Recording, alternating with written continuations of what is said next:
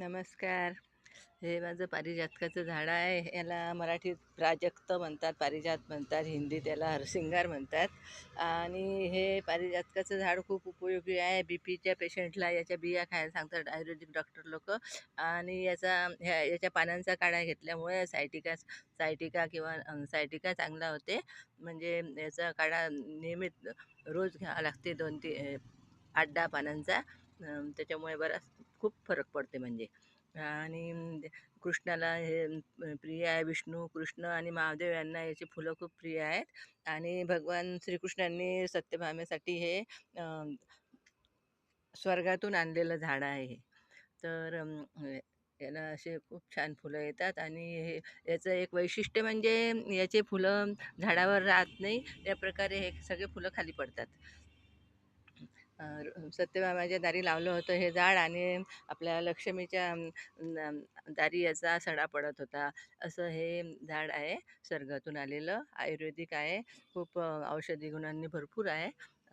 आणि देवांनाही प्रिय आहे याची फुलं. कुंडीतही लावू शकतो. याला चांगलं वेल्डन मातीत लावायला हवे. 12 इंची कुंडी भरपूर होते याला. आणि त्याचप्रमाणे भरपूर सूर्यप्रकाशाची आवश्यकता असते याला. भरपूर सूर्यप्रकाश, वेल ड्रेन माती. आणि आपण खाली जमिनीत लावल्यास 20 ते 15 फुटाचं हे चांगलं झाड तयार होते याचं. आणि कुंडीतही आपण लावू शकतो. आपण पाहू शकतात, मी कुंडीत लावलेलं आहे.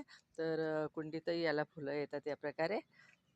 कुंडीतही चांगल्या प्रकारे वाढते हे. पण कुंडीत जास्त मोठं झाड होत नाही. खाली लावल्यास चांगलं 20-25 फुटाचं झाड होते आणि फुलं भरपूर लागतात. तर हे असं आयुर्वेदिक झाड आहे हे. सत्यभामा देवीला चिरतरुण राहण्यासाठी देवांनी आशीर्वाद दिला होता देवमातेने. तर त्यांनी, म्हणून कृष्णांनी हे झाड स्वर्गातून पृथ्वीतलावर आणलं होतं. याची छान कथा आहे, पण मी कथा सांगत बसल्यास आपला व्हिडिओ मोठा होईल, त्यासाठी ती कथा सांगत नाही. पारिजातकाच्या फुलांचा सुगंध खूप छान येतो. सुगंध छान असतो आणि फूल खूप नाजूक असते. खाली पडल्यास, जास्त पाण्यात पडल्यास या प्रकारे हे फुलं याचे लगेच खराब होतात. येऊन गेल्यावर याला खूप बिया लागतात. त्या बियांद्वारे याचे रोपं तयार केल्या जातात. बियांपासून रोपं तयार केले जातात आणि वर्षभर या झाडाला फुलं असतात. फक्त त्याची योग्य काळजी घ्यावी लागते. नियमित पाणी, 1 महिन्यातून फर्टिलायझर टाकल्यास याला वर्षभर फुलं येतात. Please like, share and subscribe. धन्यवाद.